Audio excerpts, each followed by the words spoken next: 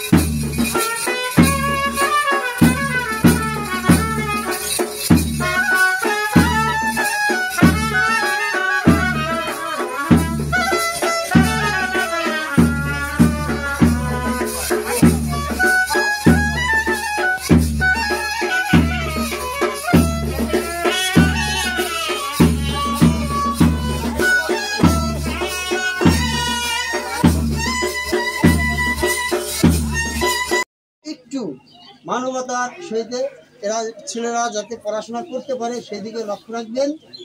আর আরেকটা কথা বলি, সেটা হচ্ছিল কেউ কোনো বিশৃঙ্খলা সৃষ্টি করবেন না, যাতে ইমামবাড়া শরীফের কোনো বদনাম হয়, এটা আমরা আশা করব না। আশা করি যে আপনারা আপনাদের মনের যে ভাব প্রকাশ করবেন সেটা আবেগের সাথে মানুষের আত্মা মিলে আপনারা এই অনুষ্ঠানটা পালন করবেন। এই বলে আমি আমার ইমামবাড়া শরীফের পক্ষ থেকে সবাইকে সালাম জানিয়ে আমি আমার বক্তব্য এখানেই শেষ করছি।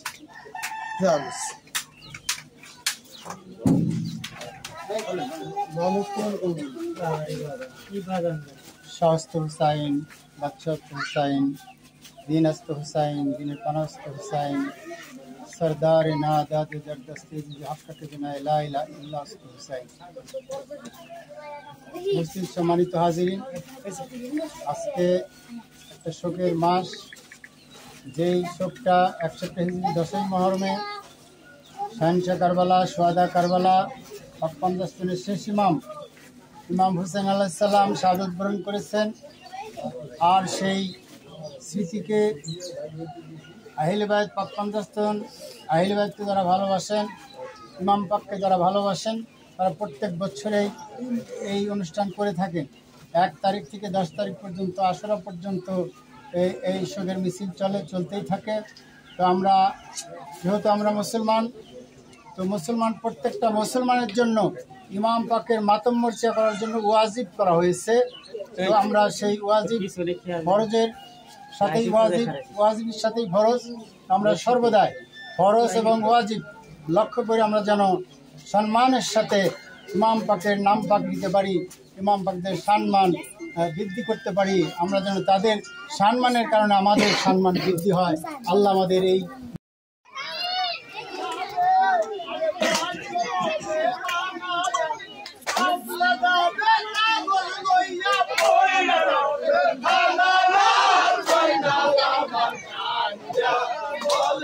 ধরে রাখতো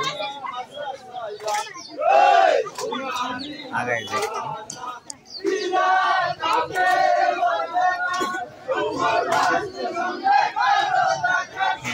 হ্যাঁ ভাই, সাইডে ওঠা